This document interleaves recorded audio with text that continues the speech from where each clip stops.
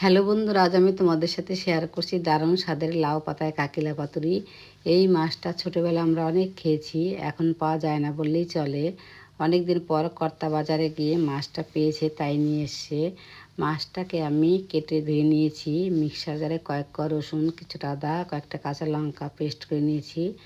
লাউ শাকের আঁশগুলোকে ছাড়িয়ে নিয়েছি, ভালো করে ধুয়ে নিয়ে জল ঝরাতে দিয়েছি। এরপরে মাছগুলোর মধ্যে নুন, হলুদ, কাশ্মীরি মির্চ পরিমাণ মতন দিয়ে 1 চামচ মতো ধনে গুঁড়ো, জিরে গুঁড়ো আর একটা বড় সাইজের পেঁয়াজ কুচি, পরিমাণ মতো সর্ষে তেল দিয়ে ভালো করে মেখে নিয়েছি। 10 মিনিট মতো ম্যারিনেট করে রেখে দিয়েছি।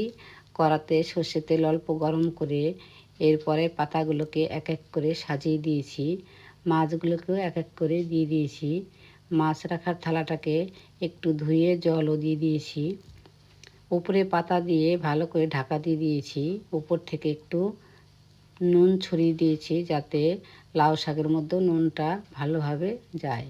এরপরে ঢাকা দিয়ে গ্যাসটাকে লো ফ্লেমে একদম 20 মিনিট মতো রান্না করে নিয়েছি। তাহলেই রেডি আমার দারুণ স্বাদের লাউ পাতায় কাকিলা পাতুরি। এটা খেতে জাস্ট ফাটাফাটি। তোমরা সবাই ট্রাই করো, আর ভালো লাগলে আমাকে কমেন্ট করে জানিও। আজ এখানেই শেষ করছি, এরপরে নিয়ে আসবো অন্য কোনো ভিডিও। তোমরা সবাই সাথে থেকো, পাশে থাকো, আর ভিডিওগুলো কেমন লাগলো কমেন্ট করে জানিও। Tata, bye bye.